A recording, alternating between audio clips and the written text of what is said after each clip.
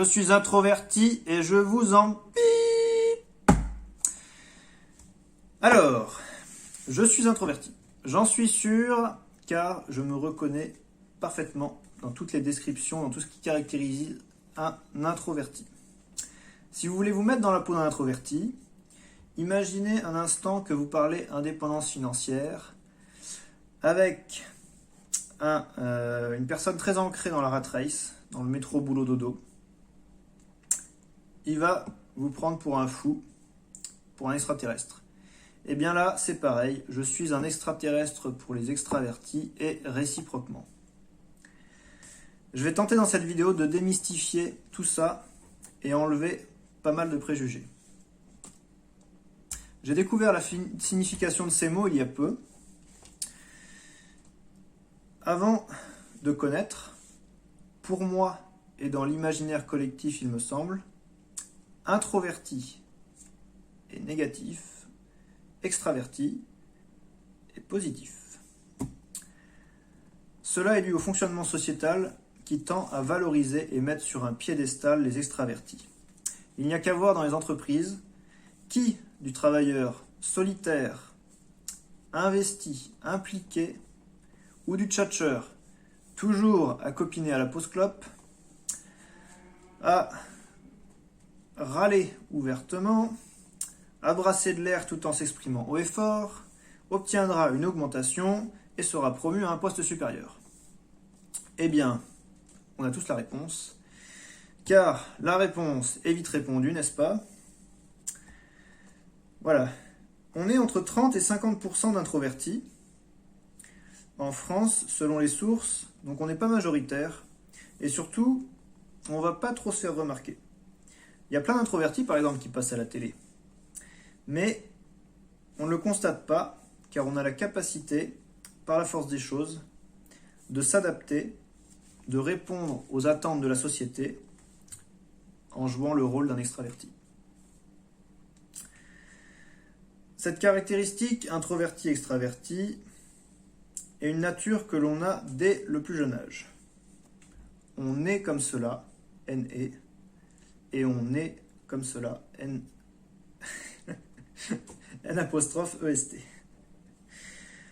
Comme je disais, c'est plutôt considéré comme péjoratif. Pourquoi? Car beaucoup de gens, d'une, ne savent pas ce que c'est, et ensuite, ils ne font pas l'effort de nous comprendre non plus.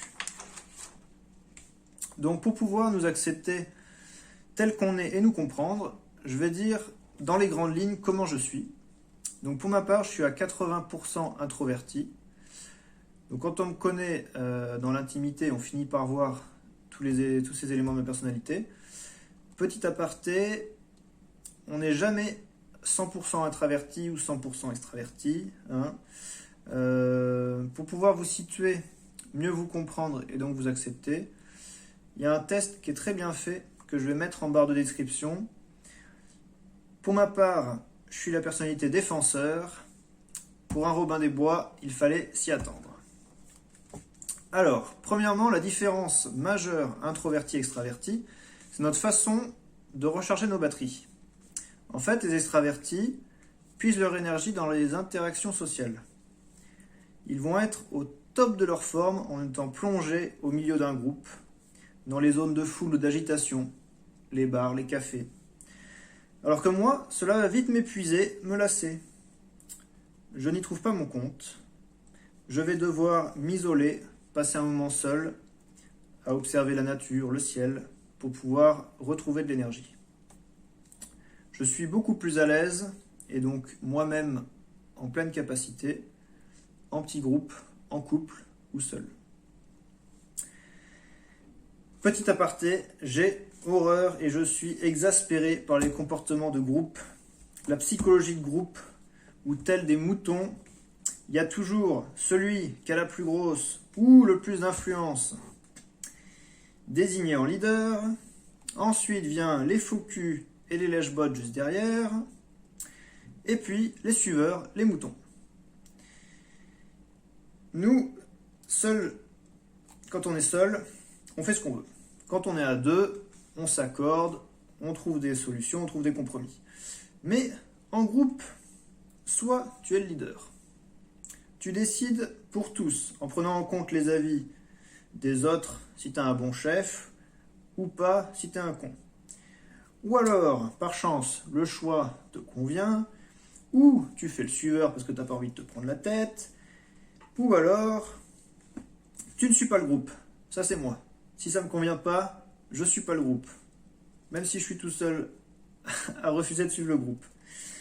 Et tu es de suite pointé du doigt comme quelqu'un de bizarre et d'associable. Et oui, je suis bizarre et associable. Il n'y a pas de secret, il n'y a pas de secret. Maintenant, tout le monde le sait. L'inertie de groupe, c'est aussi un gros point noir. Voilà, fin de l'aparté.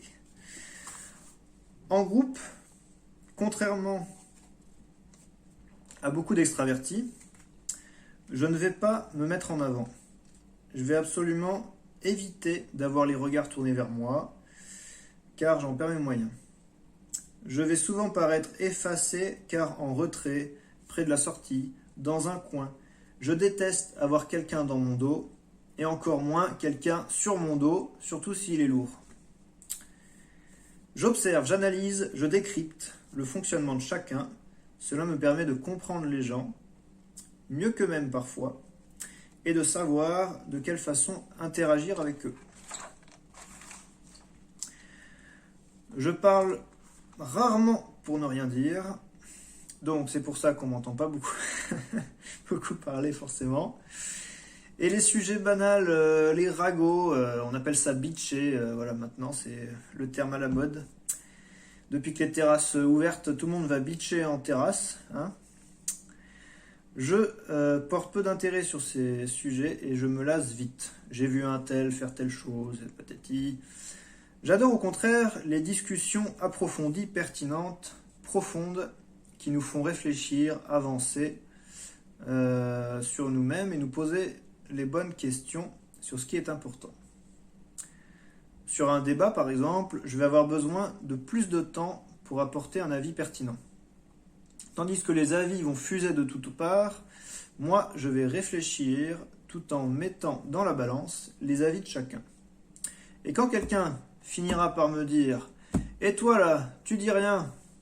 alors je donnerai mon point de vue de manière assez bluffante de bon sens en général.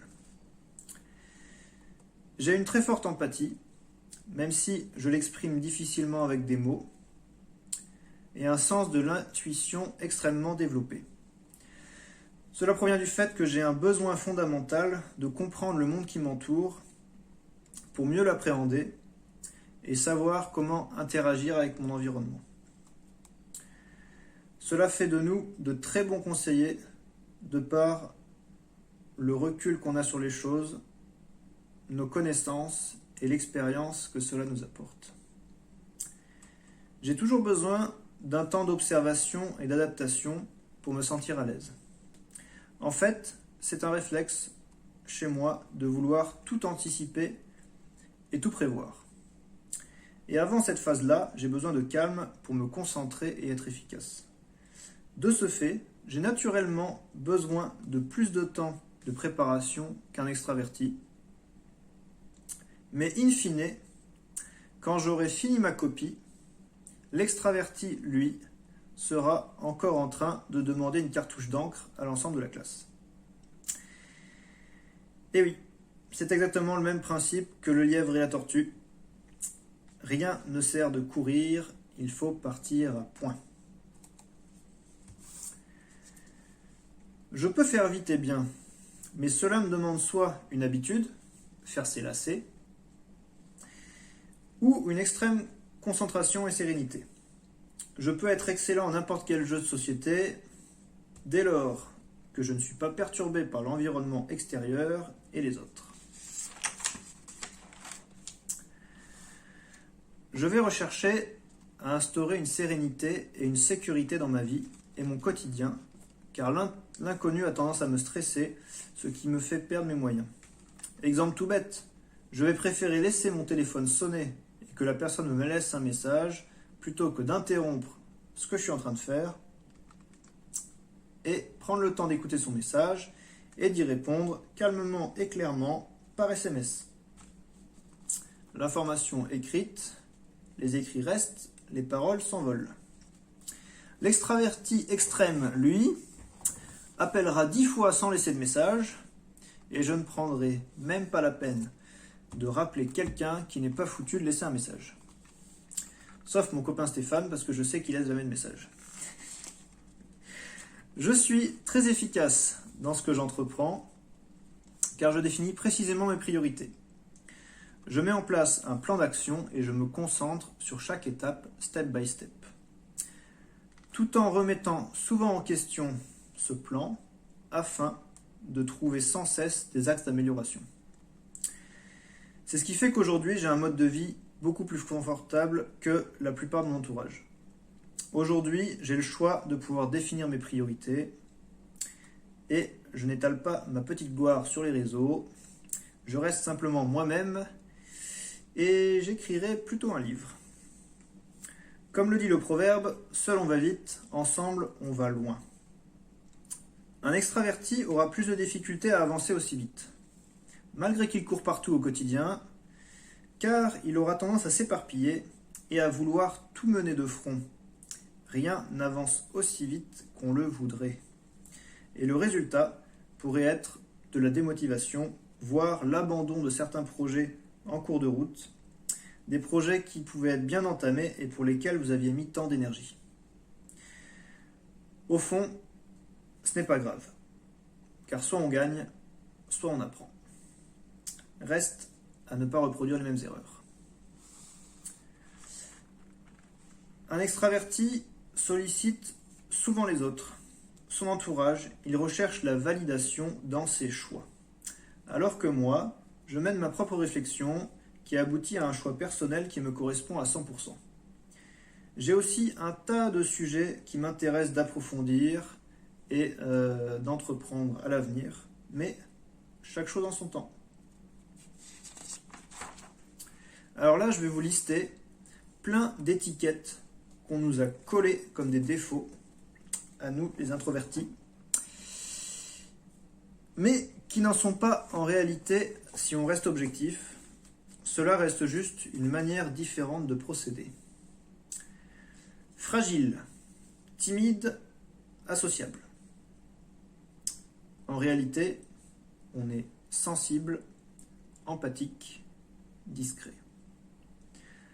À l'ouest, dans les nuages, on est plutôt observateur, analyste, pertinent.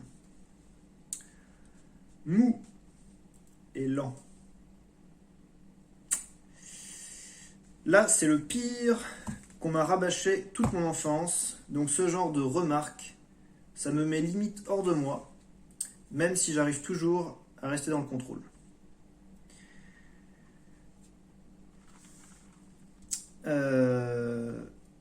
T'écris lentement, tu manges lentement. Je me souviens d'un camarade, c'était en primaire, qui regardait au-dessus de mon épaule et qui dit « Ah, t'en es que là !» Aujourd'hui, je lui aurais foutu de beigne. J'ai horreur des jugements hâtifs. Voilà, pour la petite anecdote, à ce moment-là, c'était en primaire, et pendant que le prof expliquait les consignes, moi j'étais dans mes pensées, en train de regarder à travers la fenêtre, et quand tout le monde s'est mis à travailler, hop, j'ai réalisé que je savais pas ce qu'il fallait faire, et du coup, je me suis mis en difficulté. Étant très timide à l'époque, j'ai pas osé lever la main et faire répéter le prof, parce que je sais que dans tous les cas, il m'aurait engueulé, et j'aurais pas voulu qu'il m'engueule. Donc, au final, j'ai copié sur le voisin, et puis j'ai mis n'importe quoi, et puis voilà. C'était une des rares fois où j'ai eu une sale note. J'ai en effet besoin de prendre le temps. Dès que je suis sous pression ou stressé pour faire les choses, je les fais mal. Alors, autant ne rien faire dans ces cas-là, n'est-ce pas? En réalité, je ne suis pas mou ni lent. Je suis réfléchi, organisé et appliqué. Voilà, j'ai pas mal décortiqué le truc. Donc j'espère que ça va vous aider à vous comprendre et à comprendre les autres, afin de pouvoir s'apprécier et communiquer sans jugement. Nous sommes un tout et chacun a un travail sur soi à faire, un apprentissage, une ouverture d'esprit, afin d'être réceptif, de se comprendre et s'aimer. Voilà, c'était mon message. N'hésitez pas à mettre un like, à faire le test de personnalité dans la description en dessous et me donner vos réponses. Voilà, je sais que certains trouveront que je parle trop lentement, mais grâce à la magie de YouTube, vous pourrez mettre x2 carrément. Non, x2 ce sera trop rapide, vous comprendrez pas ce que je dis. Il faut un minimum de concentration, attention. Voilà, je vous dis à bientôt pour la suite. Ciao.